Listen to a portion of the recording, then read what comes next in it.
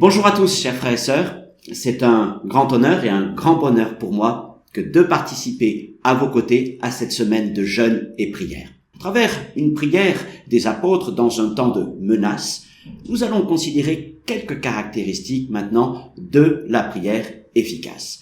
Et je vous propose une lecture dans le livre des Actes des Apôtres au chapitre 4 à partir du verset 23 jusqu'au verset 31. Voilà ce qui est écrit. Après avoir été relâchés, Pierre et Jean allèrent vers les leurs et racontèrent tout ce que les principaux sacrificateurs et les anciens leur avaient dit. Lorsqu'ils l'eurent entendu, ils élevèrent la voix à Dieu tous ensemble et dirent « Seigneur, toi qui as fait le ciel, la terre, la mer et tout ce qui s'y trouve, c'est toi qui as dit par le Saint-Esprit, par la bouche de notre Père, ton serviteur David, et pourquoi ce tumulte parmi les nations et ces vaines pensées parmi les peuples? Les rois de la terre se sont soulevés, les princes se sont ligués contre le Seigneur et contre son oint. En effet, contre ton saint serviteur Jésus que tu as oint, Hérode et Ponce Pilate se sont ligués dans cette ville avec les nations et avec tous les peuples d'Israël, pour faire tout ce que ta main et ton conseil avaient arrêté d'avance. Et maintenant, Seigneur, vois leurs menaces et donne à tes serviteurs d'annoncer ta parole avec une pleine assurance, en étendant ta main pour qu'il se fasse des guérisons, des miracles et des prodiges par le nom de ton saint serviteur Jésus. Quand ils eurent prié, le lieu où ils étaient assemblés trembla et ils furent tous remplis du Saint-Esprit et ils annonçaient la parole de Dieu avec assurance. Alors ce passage nous parle d'une prière efficace. Dans des circonstances difficiles, les apôtres et les disciples prient Dieu et lui demandent des choses précises pour continuer de rendre témoignage. Cette prière est marquée par un contexte résumé par un mot « menace » au verset 29. Alors si dans le texte il est question de menace, quant à nous, j'utiliserai ce mot avec plus de retenue, bien que plusieurs parmi vous l'ont été, bien que certaines déclarations officielles récentes sont lourdes de sens à l'encontre des églises évangéliques, boucs émissaires accommodants. Mais malgré tout, pouvons-nous mettre d'autres mots à la place? Seigneur, maintenant, vois les contraintes, vois les restrictions, vois l'inquiétude, vois peut-être mon inquiétude pour ma famille, mon emploi, ma santé, pour l'avenir de mes enfants. Alors, quelles étaient les menaces et d'une manière plus générale, quel était le contexte de cette prière? Elle se déroule quelque temps après la Pentecôte et la merveilleuse et puissante effusion du Saint-Esprit descendue sur les disciples dans la chambre haute. Depuis, à l'écoute de la prédication des apôtres, de nombreux Juifs s'étaient joints à l'Assemblée. Et l'Église était entrée dans une phase de croissance dynamique et gagnait jour après jour du terrain par la grâce du Seigneur. Puis au chapitre 3 se trouve le récit de la guérison du boiteux du temple par l'apôtre Pierre. Et nous savons comment cette démonstration de puissance rassembla autour de Pierre une foule importante de Juifs venus pour adorer dans le temple, une foule à qui il annonce l'Évangile. Et notons que ce jour-là, c'est au cœur même du judaïsme, dans le temple, que Pierre prêche l'Évangile. Devant le témoignage de guérison du boiteux et à l'écoute de Pierre, une foule importante d'hommes se joignent à l'Église et placent leur foi en Jésus. Ça déclenche la colère des chefs religieux qui font arrêter les apôtres. Et ensuite, ils les menacent et leur défendent d'enseigner au nom de Jésus, voir chapitre 4, versets 17 et 21. Puis au verset 23, au début de notre lecture, il est dit que après avoir été relâchés, Pierre et Jean allèrent vers les leurs. Au jour de l'arrestation, les apôtres s'étaient tous dispersés.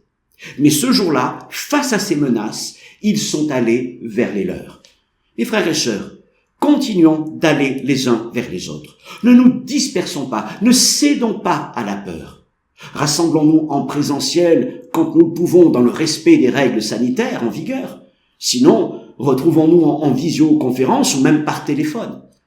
L'Église est un corps, elle est une assemblée et nous avons besoin les uns des autres, surtout dans les temps difficiles que nous traversons. Les apôtres expliquent alors aux disciples comment ils ont été menacés.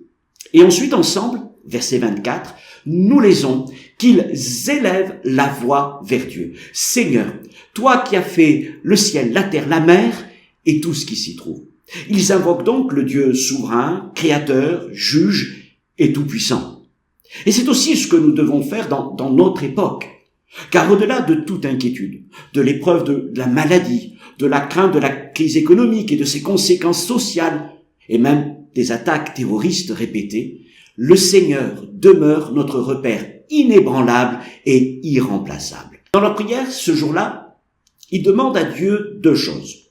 Premièrement, d'annoncer sa parole avec une pleine assurance, et ensuite d'étendre sa main pour confirmer cette prédication par des guérisons, des miracles, des prodiges. Il lui demande donc en premier lieu une pleine assurance. Dans les temps difficiles, nous avons besoin d'une assurance balayant toute inquiétude. Une assurance qui soit en nous une force pour continuer à vivre, à servir et à poursuivre notre témoignage. Le mot assurance est aussi traduit dans d'autres endroits du Nouveau Testament par hardiesse, audace. Assurance et hardiesse expriment deux choses complémentaires. Avec la hardiesse, il ne s'agit plus simplement d'un sentiment intérieur, mais d'une force qui se projette vers l'extérieur, quelles que soient les circonstances. Maintenant, notez aussi qu'il demande une pleine assurance. Mais n'est-ce pas à cause d'une première mesure d'assurance qu'ils se sont retrouvés en prison ? N'est-ce pas parce que Pierre avait manifesté de l'audace au point de prêcher l'évangile à l'intérieur du temple qu'ils ont été menacés ? Et voilà qu'il demande une pleine assurance. Il ne se laisserait donc pas intimider. Particulièrement dans les circonstances que nous traversons, nous avons besoin d'assurance et de hardiesse, d'être renouvelés ainsi au plus profond de nous-mêmes pour ne céder en rien à la peur. Puis il demande plus de miracles, convaincu que la main du Seigneur n'est jamais trop courte. Ils pouvaient ainsi prier, parce qu'ils étaient légitimes à demander au Seigneur une pleine assurance, légitimes à lui demander d'étendre sa main pour qu'il se fasse des miracles. Ils pouvaient demander davantage, parce qu'ils avaient bien servi avec la première onction, avec la première assurance, avec la première puissance, celle de la Pentecôte. Mes frères et sœurs, qu'avons-nous fait de la première part d'onction que le Seigneur nous a accordée ? C'est ainsi que les apôtres ont prié avec efficacité. Dans un contexte de menace, il n'y a pas besoin de menace pour prier d'une manière efficace, mais les pressions nous y poussent, nous le savons bien. Donc dans ce contexte, ils se sont rassemblés, ils ont élevé leur voix vers le Dieu souverain, ils ne se sont pas lamentés sur leur sort, mais ils ont demandé au contraire plus de force, plus de puissance, plus d'audace. Ils n'ont donc pas prié pour eux-mêmes, mais pour accomplir la mission que le Seigneur leur avait confiée. Venons-en maintenant au verset 31, où il est écrit « quand ils eurent prié ». Alors j'aime cette courte mention, elle communique quelque chose de fort, de solennel et de résolu.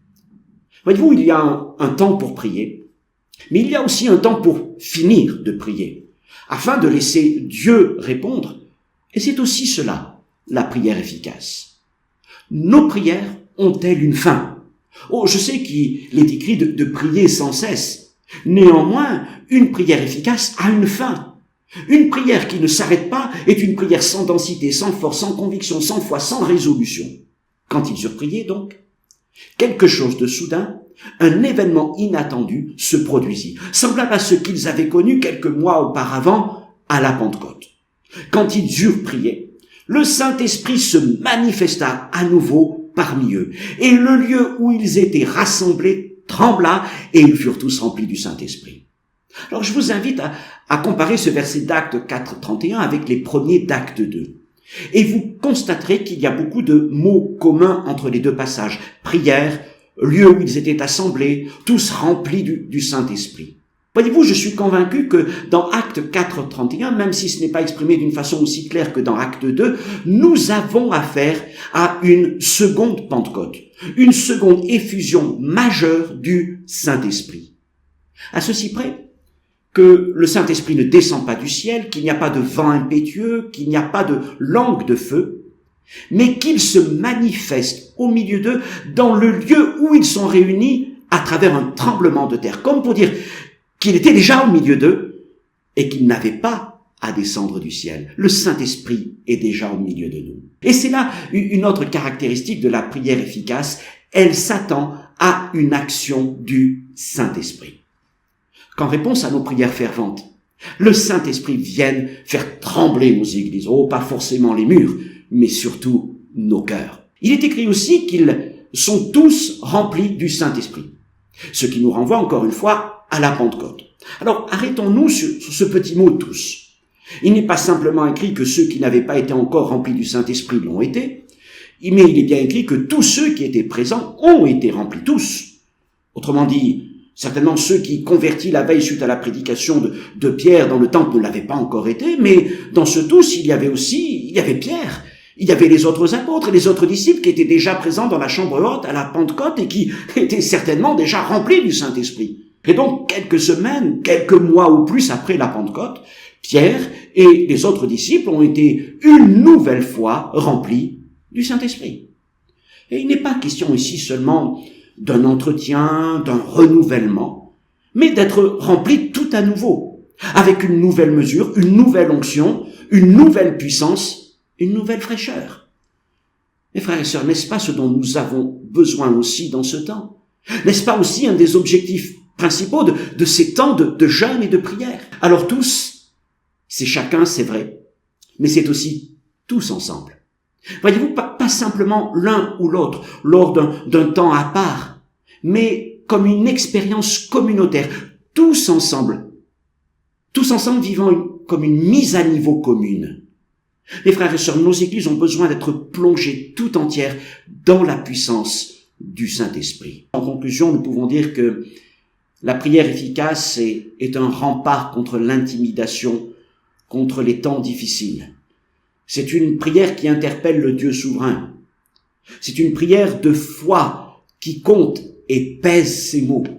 C'est une prière qui est déterminée à relever le défi de la mission coûte que coûte. C'est une prière qui aspire à la manifestation du Saint-Esprit. Et c'est une prière qui nous connecte à la puissance et à la grâce infinie de notre Dieu. Que le Seigneur, par son Esprit, se révèle encore au milieu de nous. Et que dans cette semaine de jeûne et de prière mise à part pour notre Dieu, nous puissions à nouveau être visités par son Esprit et être tous ensemble remplis du Saint-Esprit. Seigneur, enseigne-nous à prier avec efficacité. Que Dieu vous bénisse.